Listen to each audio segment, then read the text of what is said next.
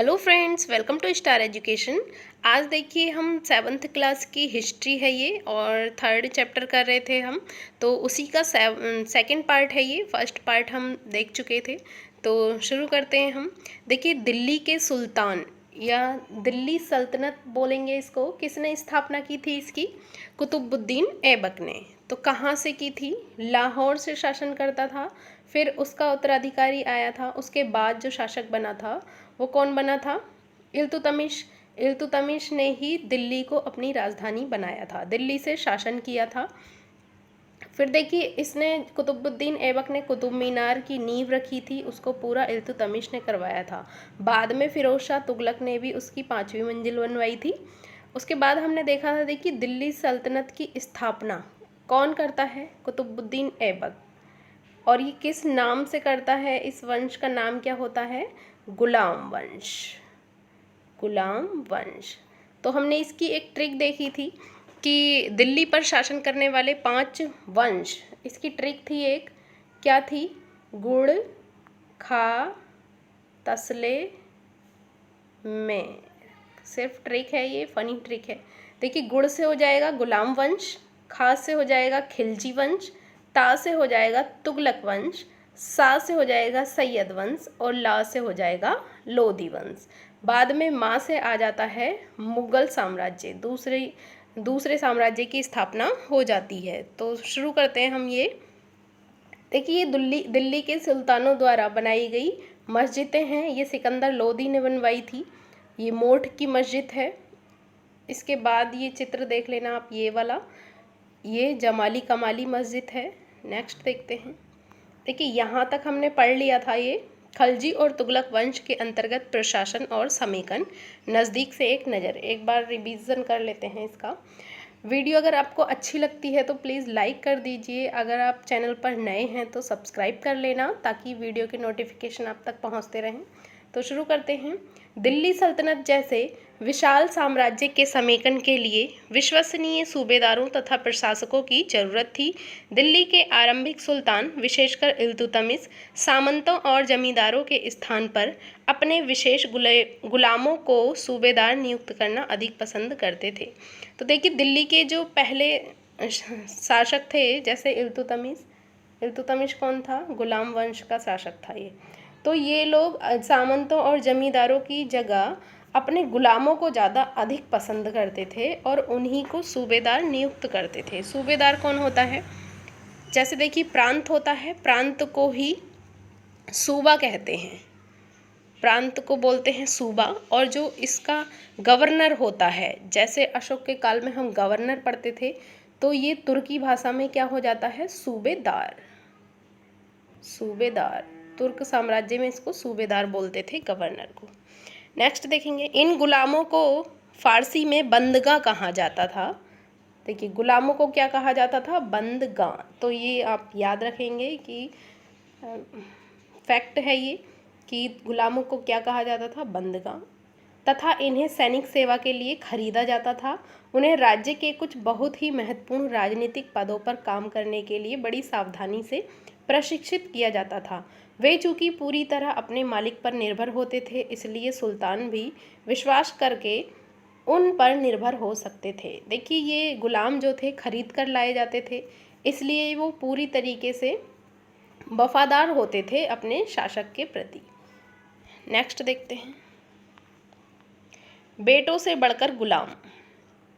सुल्तानों को सलाह दी जाती थी, जिस गुलाम को हमने पाला पोसा, ये आप पढ़ लेंगे खुद से।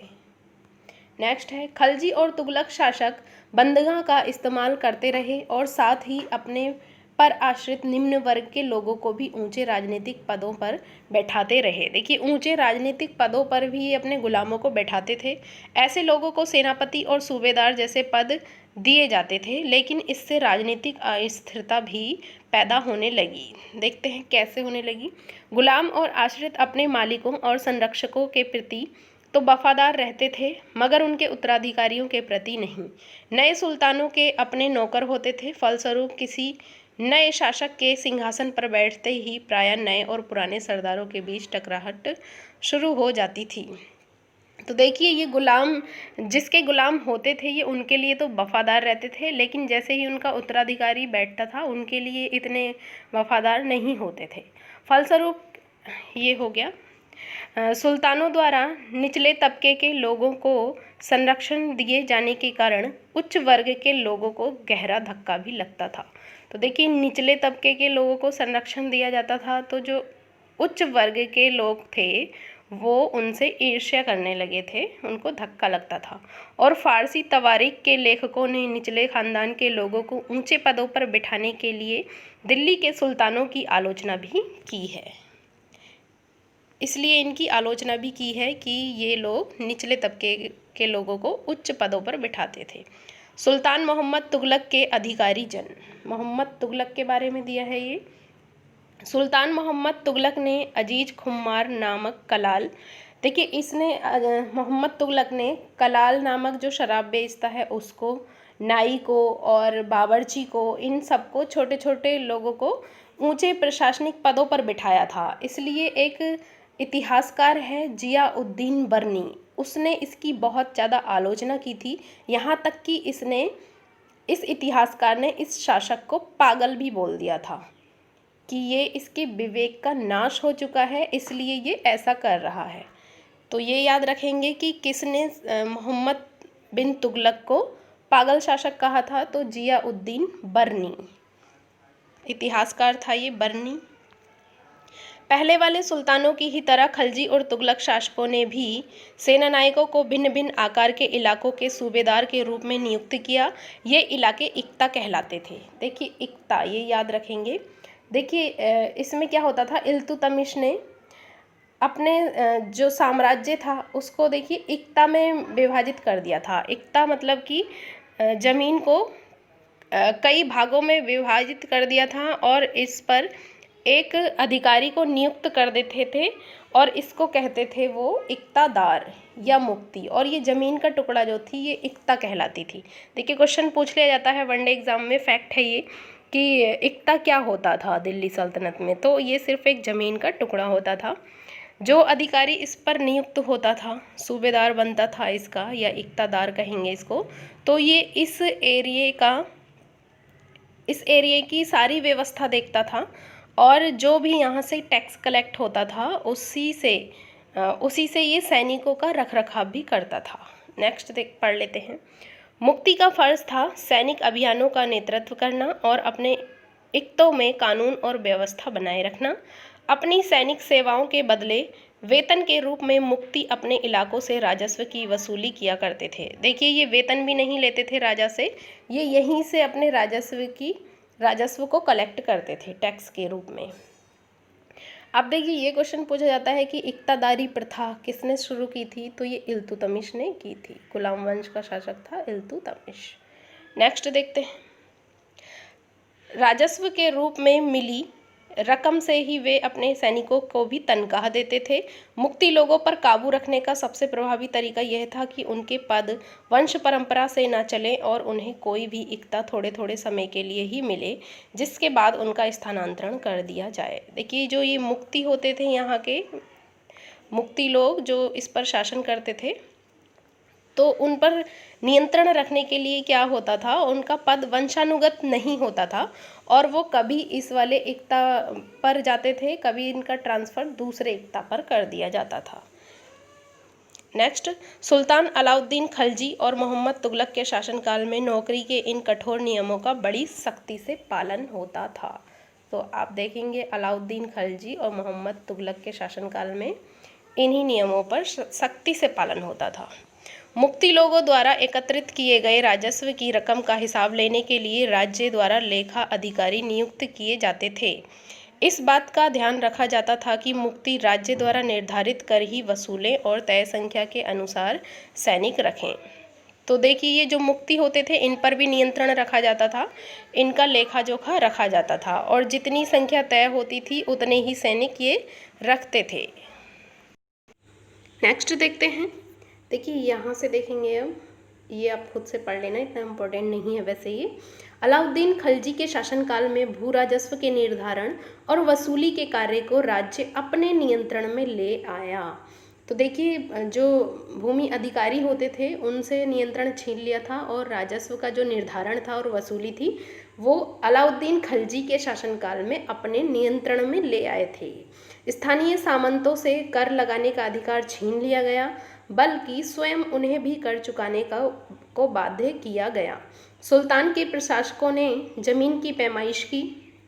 देखिए जमीन की पैमाइश हो गई थी और इनका हिसाब बड़ी सावधानी से रखा। कुछ पुराने सामंत और जमींदार राजस्व के निर्धारण और वसूली अधिकारी के रूप में सल्तनत की नौकरी करने लगे। उस समय 3 तरह के कर थे।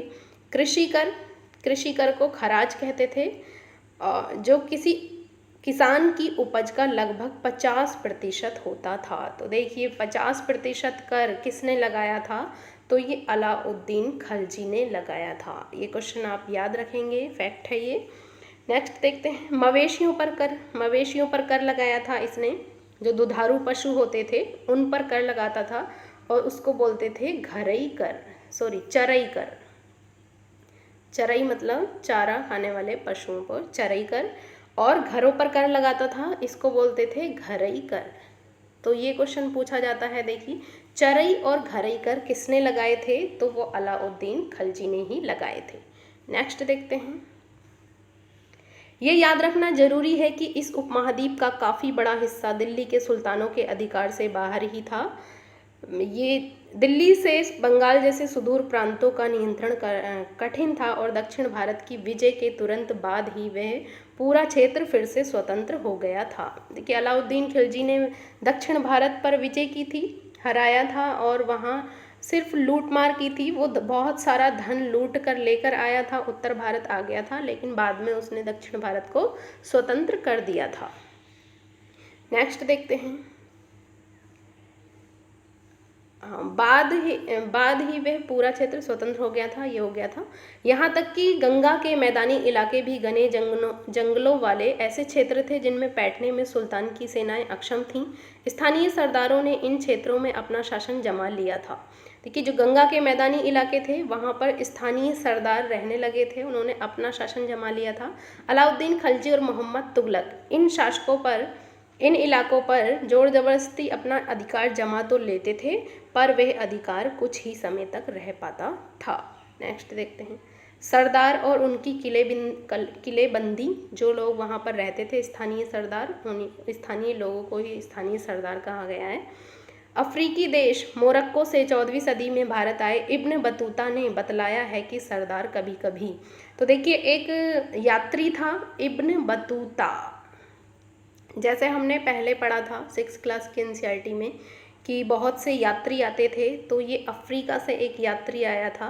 अफ्रीका महाद्वीप में पड़ता है मोरक्को, वहाँ से आया था। तो ये क्वेश्चन पूछ लिया जाता है कि इब्न बतूता किसके शासनकाल में आया था ये, तो ये मोहम्मद बिन तुगलक के शासनकाल में आया था, जिसको पागल शासक कहा जाता था। और ये कहाँ से आया था, तो ये मोरक्को का यात्री था।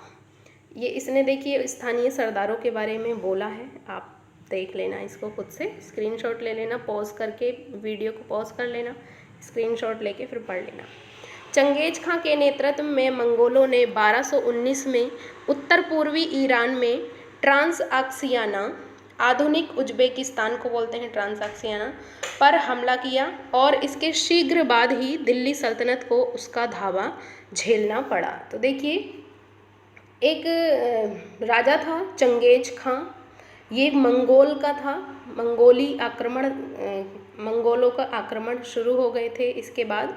तो देखिए ये इसने आक्रमण किया, कहाँ पर किया था, आधुनिक उज्बेकिस्तान ट्रांसआक्सियाना पर इसने आक्रमण किया और उसके बाद इसने दिल्ली पर आक्रमण किया था और दिल्ली सल्तनत पर उसके बाद मंगोलों के बहुत सारे आक्रमण शुरू हो गए थे, मंगोलों के आक्रमण।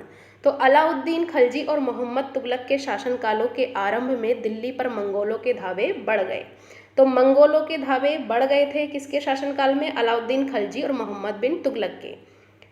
इससे मजबूर होकर दोनों ही सुल्तानों को एक विशाल स्थानीय सेना खड़ी करनी पड़ी। अब देखिए बाहर से आक्रमण बढ़ गए थे, मंगोल आक्रमण, मंगोलिया के लोग थे ये। मंगोलिया कहाँ है, ये चाइना के ऊपर पड़ता है मंगोलिया, वहीं के लोग थे, इसलिए इनको मंगोल कहते थे।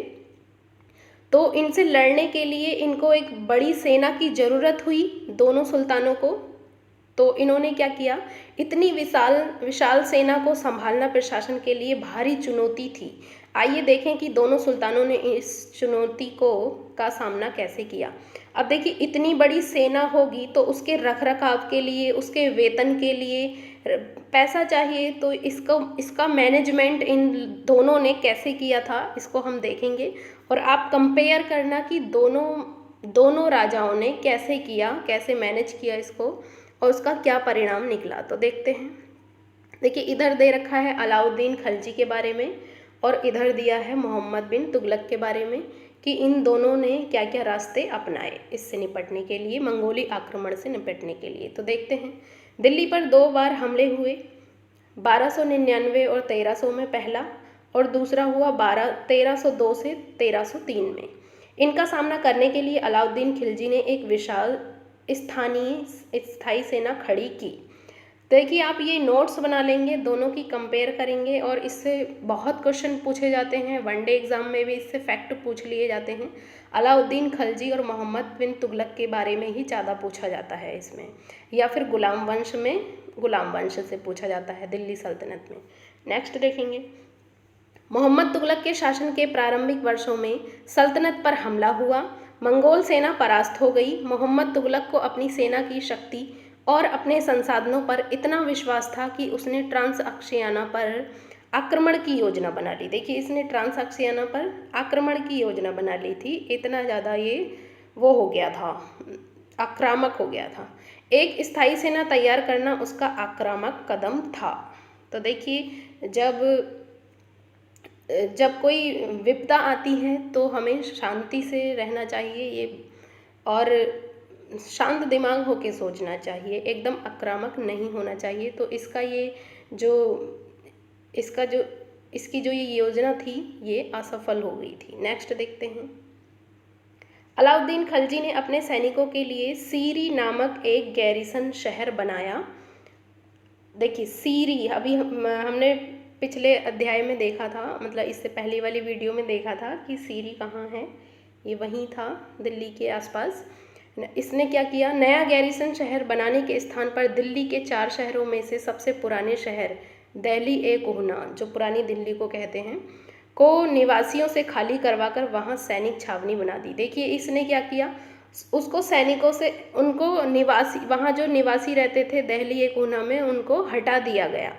अब देखिए, लोगों को हटाएंगे तो लोगों को गुस्सा आएगा। पुराने शहर के निवासियों को दक्षिण में बनी नई राजधानी दौलताबाद, अब देखिए दिल्ली यहाँ है और दक्षिण में दौलताबाद या देवगिरी बोलते हैं इसको, बहुत दूर था, तो निवासियों को बहुत ज़्यादा प्रॉब्लम हुई थी, तो इसकी ये वाली योजना भी असफल हो गई थी। नेक्स्ट देखते हैं। सैनिकों के पेट भरने की समस्या को गंगा यमुना के बीच की भूमि से कर के रूप में खेती की पैदावार इकट्ठी करके हल किया गया। तो देखिए, जो सेना इसने बनाई थी, उनका पेट भरने की समस्या थी, तो इसने क्या किया, भूमि वहाँ पर कर बढ़ा दिया था। कितना कर दिया था, 50%। अभी हमने ऊपर देखा था कि इसने जो राजस्व कर था किसानों का, वो 50% कर दिया था। इसने क्या किया, सेना को खिलाने के लिए उसी इलाके से खाद्यान्न इकट्ठा किया गया। देखिए, इसने किया था गंगा यमुना के बीच में जो भूमि थी वो उपजाऊ भूमि थी, और वहाँ पर इसने कर बढ़ाया था, और इसने क्या किया, खाद्यान्न इकट्ठा किया वहीं के इलाकों से। लेकिन सैनिकों की विशाल संख्या की ज़रूरतें पूरी करने के लिए सुल्तान ने अतिरिक्त कर भी लगाए। इसने क्या किया, और ज़्यादा कर लगा दिए। इसी दौरान उस क्षेत्र पर अकाल भी पड़ा। एक तो देखिए, अकाल पड़ा है वहाँ पर, वैसे ही फसल नहीं हुई होगी, अकाल पड़ा है, और ऊपर से इसने ज़्यादा कर लगा दिए, तो इसकी ये योजना भी असफल हो गई थी, और इसकी ये योजना अलाउद्दीन खिलजी की सफल हुई थी। नेक्स्ट देखते हैं। सैनिकों को वेतन भी देना होता था। अलाउद्दीन ने सैनिकों को इक्ता के स्थान पर नगद वेतन देना तय किया। पहले इक्ता देते थे, इक्ता मतलब उस जमीन को ही दे देते थे, और उसका रखरखाव वो ही करता था। लेकिन इसने अब क्या किया, इसने नकद वेतन देना तय किया। सैनिक अपना आवश्यक सामान दिल्ली के व्यापारियों से खरीदते थे, और ये आशंका थी कि व्यापारी अपनी चीज़ों की कीमत बढ़ा देंगे। इसे रोकने के लिए अलाउद्दीन ने दिल्ली में चीज़ों की कीमतों पर नियंत्रण लागू कर दिया। अफसर बड़ी सावधानी से कीमतों का सर्वेक्षण करते थे और जो व्यापारी निश्चित दरों का उल्लंघन करते थे उन्हें सजा भी मिलती थी। ये देखिए, ये इसका बहुत महत्वपूर्ण कदम था।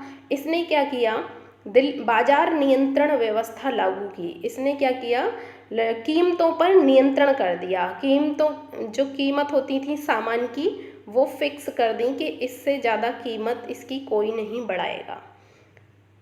तो देखिए, ये इसका एक बहुत महत्वपूर्ण कदम था और ये बहुत महत्वपूर्ण फैक्ट है कि कौन से शासक ने दिल्ली सल्तनत में बाजारों पर नियंत्रण किया था और मूल्य नियंत्रण व्यवस्था स्थापित की थी। तो इसने चीज़ों का मूल्य नियंत्रण कर दिया था। नेक्स्ट इसका देखते हैं।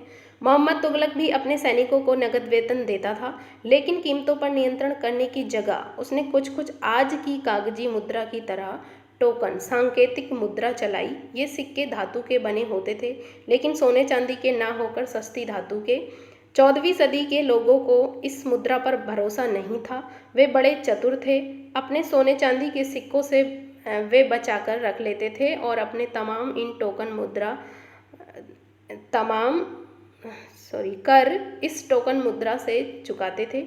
इस सस्ती मुद्रा जैसे जाली सिक्के भी बड़ी आसानी से बनाए जा सकते थे। तो देखिए, इसकी ये योजना भी असफल हो गई थी। इसने क्या किया, इसने देखिए मूल्य नियंत्रण नहीं किया और क्या कर दिया, इसने सांकेतिक मुद्रा चला दी। सांकेतिक मुद्रा होती है, जैसे आज हमारी मुद्रा चलती है, उसका इतना मूल्य नहीं होता है जितना उस पर लिखा होता है। जैसे 100 का नोट है, उसमें 100 रुपये की कीमत नहीं लगती है बनाते समय, एक कागज़ ही होता है, 2-3 रुपये लगते हैं उसे, उसकी कॉस्ट जो होती है 2-3 रुपये होती है और 100 रुपये लिखा होता है और वो 100 ही उसकी कीमत होती है। ऐसे ही इसने सांकेतिक मुद्रा चला दी थी और लोग बहुत चालू थे। उन्होंने क्या किया, उन्होंने सोने चांदी के सिक्के बचा कर रखे और सारे कर जो होते थे इन सांकेतिक मुद्राओं से चलाते थे और बहुत सारी नकली टकसालें बन गई थीं। इससे इसकी ये योजना भी असफल हो गई थी। बहुत सारी जाली मुद्राएं बनने लगी थीं। नेक्स्ट देखते हैं। अलाउद्दीन के प्रशासनिक कदम काफ़ी सफल रहे। देखिए, ये क्वेश्चन भी पूछ लिया जाता है कि अलाउद्दीन के जो प्रशासनिक कदम थे वो बहुत सफल रहे थे, इसलिए अलाउद्दीन का नाम इतिहास में ज़्यादा है। सफल रहे और इतिहासकारों ने कीमतों में कमी और बाजार में वस्तुओं की कुशलता से आपूर्ति के लिए उसके शासनकाल की बहुत प्रशंसा की है। मंगोल आक्रमणों के खतरे का भी उसने सफलतापूर्वक सामना किया। इसका देख लेते हैं। मोहम्मद तुगलक द्वारा उठाए गए प्रशासनिक कदम बेहद असफल रहे, इसीलिए देखिए इसकी जो योजनाएं थीं वो भी अटपटी थीं, इसलिए भी इसको पागल शासक बोलते हैं। कश्मीर पर उसका आक्रमण पूरी तरह विफल रहा था। इसने कश्मीर पर भी आक्रमण किया था, वो भी असफल रहा। तब उसने तूरान पर हमला करने का इरादा छोड़ दिया और अपनी विशाल सेना को भंग कर दिया। इस बीच उसने प्रशासन संबंधी जो कदम उठाए थे उनसे कई परेशानियां पैदा हो गईं। दौलताबाद ले जाए जाने से लोग बहुत नाराज़ थे। अब देखिए, इसने अपनी राजधानी भी बदल दी थी। दिल्ली से कहाँ ले गया, ये दौलताबाद। तो एक ये क्वेश्चन पूछा जाता है कि किस शासक ने राजधानी बदल दी थी, दिल्ली से दौलताबाद कर दी थी? तो मोहम्मद बिन तुगलक ने। नेक्स्ट, कर में वृद्धि और गंगा यमुना के दोआब में अकाल से विशुद्ध जनता बगावत पर उतर आई और मोहम्मद तुगलक को अंततः टोकन मुद्रा भी वापस लेनी पड़ी। तो इसके देखिए सारी योजनाएं जो थीं असफल रही थीं और अलाउद्दीन की सारी योजनाएं सफल रही थीं। नेक्स्ट देखते हैं। इन तमाम असफलताओं की गिनती करने में हम कभी कभी भूल जाते हैं कि सल्तनत के इतिहास में पहली बार दिल्ली के किसी सुल्तान ने मंगोल इलाके को फतह करने की अभियान की योजना बनाई थी। देखिए, ये पहला ऐसा शासक था जिसने मंगोलों के इलाके पर डायरेक्ट फतह करने की योजना बना ली थी। इसने इतना साहस तो दिखाया कि इसने वहाँ पर डायरेक्ट, देखिए लोग जो होते थे यहाँ के राजा जो थे वो सिर्फ अपना बचाव की योजना बनाते थे कि मंगोलों से कैसे लड़ा जाए, कैसे बचा जाए उनसे। लेकिन ये पहला ऐसा शासक था, कौन? मोहम्मद बिन तुगलक। तो ये पहला ऐसा शासक था जिसने उस इलाके को ही वहाँ पर आक्रमण करने की योजना बनाई थी।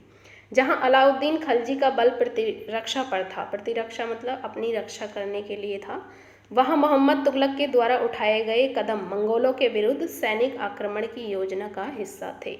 नेक्स्ट देखते हैं। 15वीं तथा 16वीं शताब्दी में सल्तनत, यहाँ से देखेंगे 1526 तक दिल्ली तथा आगरा पर सैयद लोदी वंशों का राज रहा। देखिए इसके बाद तुगलक वंश और खिलजी और तुगलक वंश के बाद सैयद और लोदी वंश आ जाते हैं। इनका राज रहा था 1526 तक। तब तक जौनपुर, बंगाल, मालवा, गुजरात, राजस्थान तथा पूरे दक्षिण भारत में स्वतंत्र शासक उठ खड़े हुए थे। तो बहुत सारे शासकों ने जगह जगह पर जो शासक थे वो स्वतंत्र हो गए थे और उन्होंने अपना शासन स्टार्ट कर दिया था। उनकी राजधानियां समृद्ध थीं और राज्य फल फूल रहे थे। इसी काल में अफगान तथा राजपूतों जैसे नए शासक समूह भी उभरे। तो देखिए अफगान शासक आ जाएंगे अब। नेक्स्ट देखते हैं। इस काल में स्थापित राज्यों में से कुछ छोटे तो थे पर शक्तिशाली थे। कुछ राज्य देखिए छोटे थे लेकिन शक्तिशाली थे और उनका शासन बहुत ही कुशल तथा सुव्यवस्थित तरीके से चल रहा था। शेरशाह सूर ने बिहार में अपने चाचा के एक छोटे से इलाके के प्रबंधक के रूप में काम शुरू किया था और आगे चलकर उसने इतनी उन्नति की कि मुगल सम्राट हुमायूं तक को चुनौती दी और परास्त किया। देखिए एक नया राज उभर कर आएगा, शेरशाह सूर बनाता है इसको, शेरशाह सूरी भी बोलते हैं इसको। ये बिहार से स्टार्ट करता है, एक छोटे से प्रबंधक के रूप में काम शुरू करता है और ये बाद में इतनी उन्नति कर लेता है कि ये मुगल सम्राट, इतना बड़ा सम्राट है मुगल सम्राट, हुमायूं तक को चुनौती देता है और उसको परास्त करके भगा देता है वहाँ से और खुद शासन करता है। ये शेरशाह सूरी अफगान शासक होता है ये। शेरशाह ने दिल्ली पर अधिकार करके स्वयं अपना राजवंश स्थापित किया। सूरवंश ने केवल 15 वर्ष शासन किया, लेकिन इसके प्रशासन ने अलाउद्दीन खलजी वाले कई तरीके को अपनाकर उन्हें और भी चुस्त बना दिया। तो अलाउद्दीन खलजी ने जो तरीके अपनाए थे शासन के, उसी को फॉलो करता है ये और कुछ और उनमें डेवलपमेंट करता है। महान सम्राट अकबर ने जब मुगल साम्राज्य को समेकित किया तो उसने अपने प्रतिमान के रूप में शेरशाह की प्रशासन व्यवस्था को ही अपनाया था। जब देखिए अकबर आएगा, हुमायूं का बेटा ही होता है ये, हुमायूं का बेटा, हुमायूं दोबारा से अपना राज्य स्थापित कर लेता है। तो ये हुमायूं के बारे में हम आगे पढ़ेंगे, मुगल साम्राज्य में आएगा ये, नेक्स्ट चैप्टर यही है हमारा। तो देखिए ये जो हुमायूं होता है ये एक बार 1530 से 1540 10 वर्ष शासन करता है, फिर इसको शेरशाह सूरी हरा देता है तो ये चला जाता है। फिर ये दोबारा लौट कर आता है 1555 में, फिर ये स्थापित कर देता है अपना शासन और फिर इसकी मृत्यु हो जाती है 1 साल के अंदर ही और फिर इसका शासन अकबर संभालता है। अकबर बहुत महान सम्राट बनता है आगे चल के, हम नेक्स्ट क्लास में इसको पढ़ेंगे। तो इतनी ही है ये, इतना ही है ये चैप्टर। नेक्स्ट चैप्टर हम नेक्स्ट क्लास में करेंगे। और आप ये 3 श्रेणियाँ और ईश्वरीय शांति, नाइट और धर्मयुद्ध क्या है ये, तो इसको आप खुद से पढ़ लेना। तो तब तक के लिए थैंक यू।